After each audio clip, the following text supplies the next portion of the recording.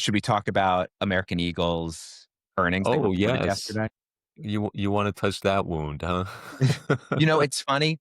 I I really should when you sold, I just should have bought because this was the only thing that was going to happen. This is There was there there was was no no other option direction this for it. was going. Yeah, they reported American Eagle Outfitters reported earnings yesterday, and, their earnings report, which, was not spectacular. It was like they beat top line revenue by 3%. They beat EPS by 23%, so that was a substantial beat. But top line revenue growth is fairly minimal at 3%.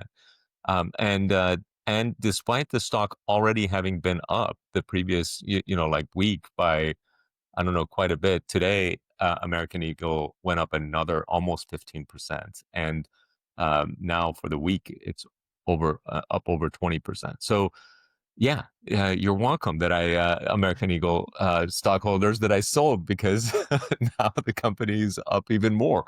I sold it around 18 something, 18 and some change, and it's up what like almost $6 from what I sold it at, which is like I gave up on roughly 30% increase. But here's the reason. Like I'm not sad about it. You can't be sort of upset over these things. But when you look at this PE of 20 for retail, for a company that still has negative growth, right? Like it's still not growing fast.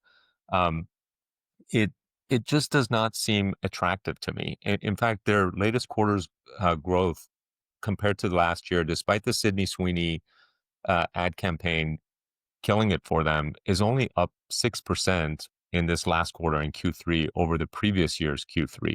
So 6% is not significant growth. And for the trailing 12 months, it's actually down 1%. Now, when you compare this to Lulu, right? Um, Lulu had a miss last quarter. And as a result, their stock has like gotten hammered. And this Lulu is trading at a PE of 12. So this is kind of like where American Eagle was when it launched the Sydney Sweeney campaign, and I got excited about it.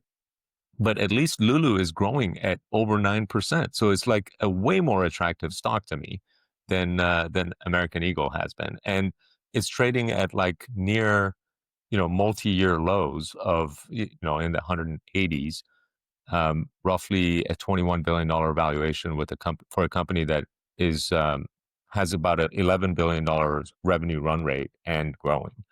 And then when you look at sort of like their 5-year graph, like you can pick up Lulu today for less than any time in the past 5 years, which Mm. which is pretty mind blowing considering their revenue has like skyrocketed over the past 4 or 5 years.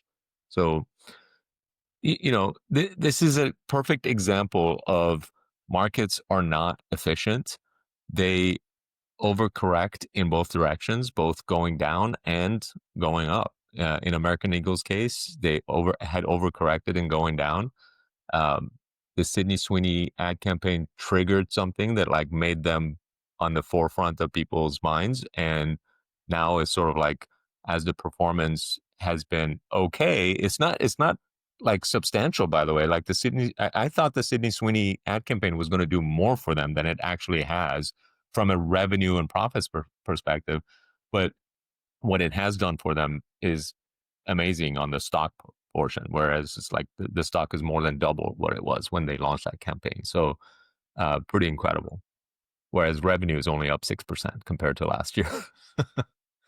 you know. Yeah, I mean, my biggest indicator into these types of retail companies is talking to my wife because she used Yeah. to work in fashion at Ann Taylor and Loft. Um, and she knew Abercrombie was going to kill it, Oh, and really? yeah, That's awesome. like the total rebrand. We didn't really act on that from Take a stock action on it. perspective, but she knew they were going to kill it, and now she's been saying like Gap is killing it. Not Yeah. investment advice. No, Gap did kill it. Like it also reported, I think I want to say 2 weeks ago, and Gap actually. Let me see if I can pull it up. Um, what did Gap do? Oops. So Gap has in the past month. the stock is up almost 20%, but in terms of what it reported, it was a slight beat on revenue and a decent beat on EPS. But um, yeah, actually, I'm not sure if it killed it. 3.94 billion in revenue compared to 3.8 billion. So, like, this entire retail sector is not growing super rapidly. And looking at Gap's PE, for example, it's just 12 compared to, again, American Eagle's at 20 now. So, Right. yeah, Yeah. Yeah. at Like least I it's a better value from that standpoint.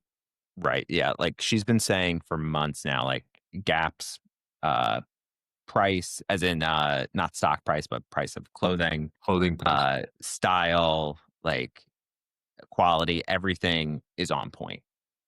Yeah. Um, so Yeah, of uh, the entire group, like now that Lulu has this super attractive price, like of all of the retail, like clothing groups, I'm a huge Lulu fan. Like half my clothes are yeah. Lulu because half the time I'm wearing, They stopped you know, selling my favorite shirt. They stopped. Do you have any of the fundamental tee? oh, I don't know what the names of the t-shirts I have Okay, it's the are, but best T-shirt, and they stopped selling it. So maybe that's why the really. stock's going down. But you know, like now that their stock price is so attractive, I'm actually tempted to go into Lulu. But the one thing that it gets me on is not founder led anymore, and the founder kind of has this sort of like negative viewpoint on. Yeah, the founder Uh, took out like a big ad, right, against them. yeah, yeah, you were telling me about that, and so that's the main reason I haven't pulled the trigger. If the founder was running the company, I'd be like all over that.